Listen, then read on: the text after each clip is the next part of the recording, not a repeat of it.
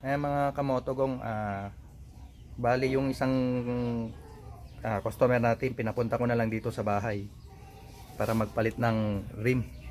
Ayun yung kanyang stock rim. Ayun yung may-ari. Nga lang, dito lang sa bahay, baha pa eh. Ito yung pinalit natin. Tatak niya KRX. Yan. Harap likod. 185, 157 yung kanyang sukat ng spokes. Itong harap niya, pwede rin 184, pero 185 yung nakuha. So, dito tayo sa Microbike EXC 1252. Yan. Saan mo binibiyahe ito, Marikoy? Balakat. Balakat ang biyahe na ito, mga kamotogo. Pero ang ni-request ko naman sa kanya na huwag na siya magpapalit ng gulong. Balik niya yung dati dahil pang long distance. Yan. Yan. Iikot natin muna rito sa pag-align, pero mamaya kukuhanan natin buhok. Yan, mga kamotogong.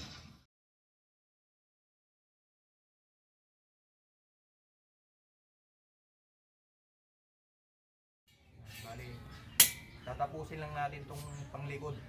Susunod na natin tong pangharap.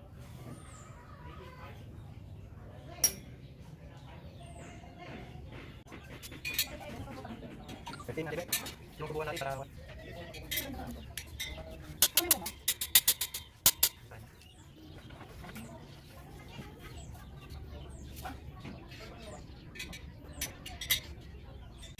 natapos natin ito, isunod natin itong kanya ng harap ng mga togong. Tapos mamaya papaliwanag ko isa-isa yung mga tanong pala sa akin about sa mga bearing.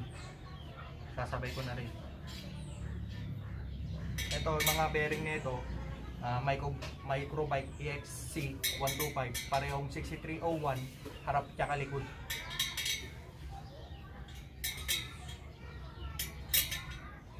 Hindi porque pareho sila, pareho na yung bearing, hindi. May 6300, ito 6301. Maraming klase ang size ng mga bearing.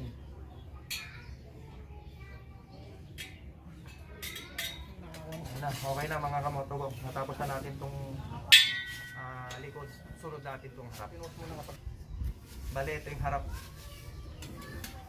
Yung likod, natapos na natin kamotogo. Ito na lang harap. Bale, naging shop ngayon dito sa bahay, kamotogo.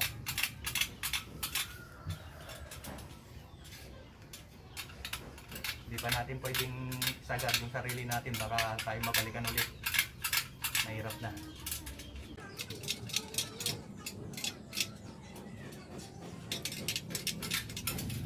Buti na lang dumating isang kaibigan natin.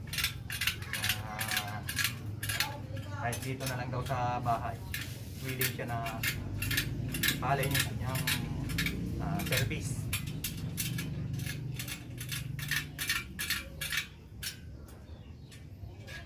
Buat natin ng konti-konting katawan para medyo lumakas-lakas tayo ng konti. Hindi laging nakaupo o nakahiga. May nagpapaiwatik pa yata ng ano rito kamotogo.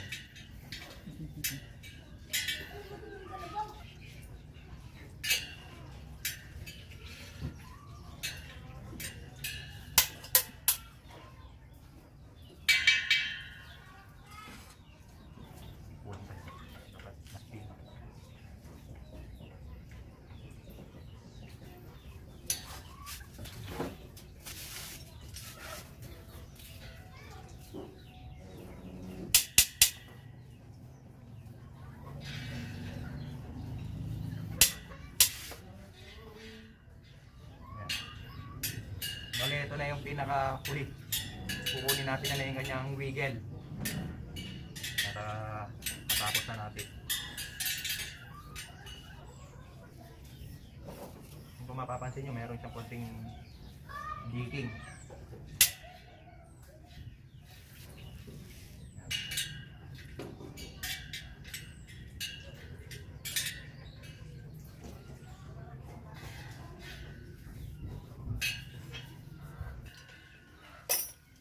Bali yan, natapos na natin tong pangharap.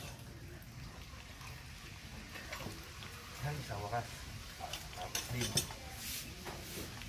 Yung stock na rin mo, pare ko, kabit mo na lang sa sidecar. Oh.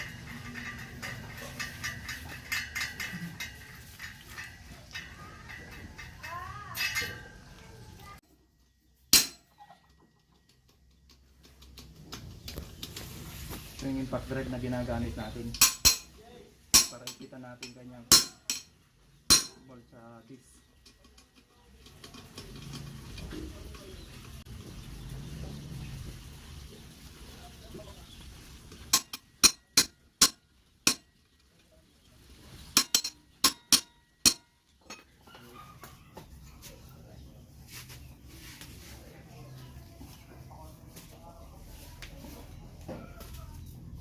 Ito na yung ating panlikod.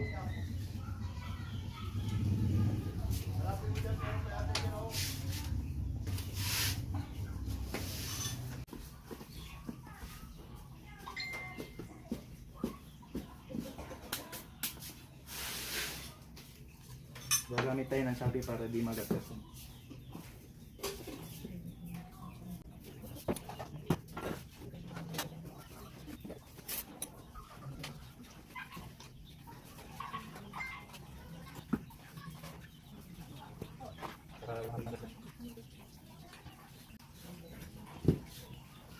Tama yung naging diskarte nung may-ari. Hindi siya nagpalit ng gulong. Dahil long distance yung kanyang biyahe. Buti na lang, nakinig siya sa sinabi ko. Yung kanyang likod. Bali ang sukat ng kanyang likod, 275 by 17. Yung kanyang harap naman, 250. Yan, maganda yan, pang long distance. Kasi yung mga iba, nagpapalit, ginagawa nilang 45-90, 60-80. Yan. Bali yan. Ito na yung ating harap likod. So mamaya kakabit na natin. Hahangin na natin muna.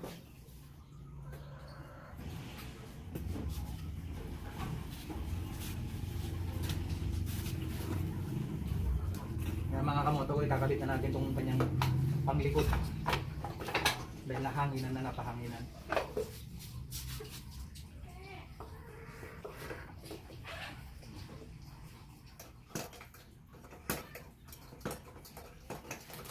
Nagpalit tayo ng sprocket nya.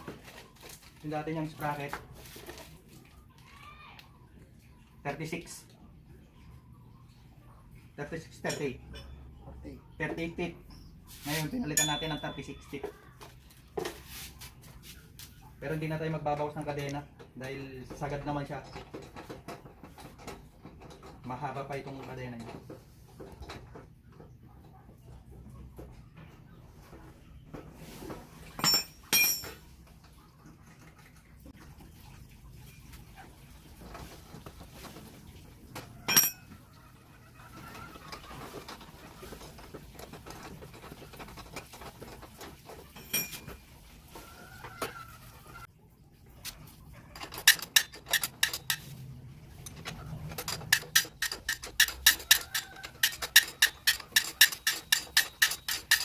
Moto ko natapos na natin. Yan panglikod niya. Sige. Pare ko, salamat ah. Oh, sige, salamat din. Next time. Yung rim mo. Sige. Kagaan. Talagang dito pa sa bahay. Salamat ah.